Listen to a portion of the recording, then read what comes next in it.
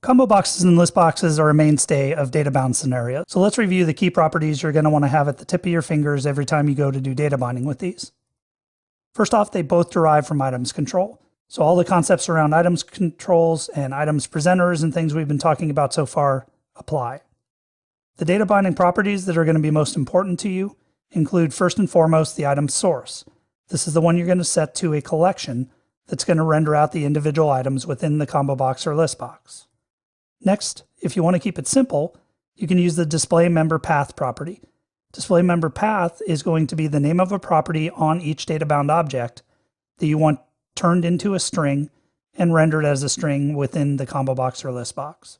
If you need to start using the selected item, then you're going to have some value that you want to associate with it. So selected value path lets you point to a different property or possibly the same property on each data bound object to identify the value of each item.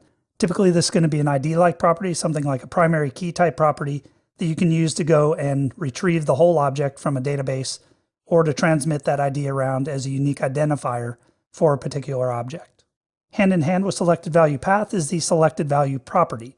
This is the thing you can inspect when the user is interacting with the control to see what the value of that property indicated by selected value path is on the currently selected object. Next, if you want to deal with the whole selected object, then you can use selected item. This is going to pass a reference to the entire selected object to whoever calls it. And both selected value and selected item become good candidates for data binding to push the selected value or selected item through a binding in a two-way data binding fashion to some property either in your code behind or in something like a view model that logic is then later going to act on based on what's selected. As we saw in a previous module, if you want to start driving the visual appearance of each item with something more than just a string, then you can provide an item template. And that item template is a data template to render out each item with whatever visual structure you want, containing embedded bindings to the properties of the current item. Now there's one other property on a list box to be aware of called selected items, because list box support multi-select scenarios. The problem with selected items is it's not a good candidate for data binding. It's a read-only property, so you can't set it through a data binding. Now there is kind of an advanced way you can deal with this if you've been exposed to the concept of behaviors, either attach behaviors or blend behaviors.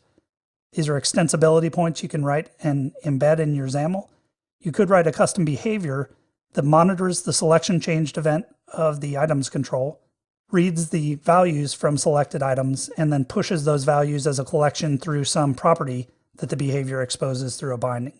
But doing that goes a little bit beyond the scope of this course.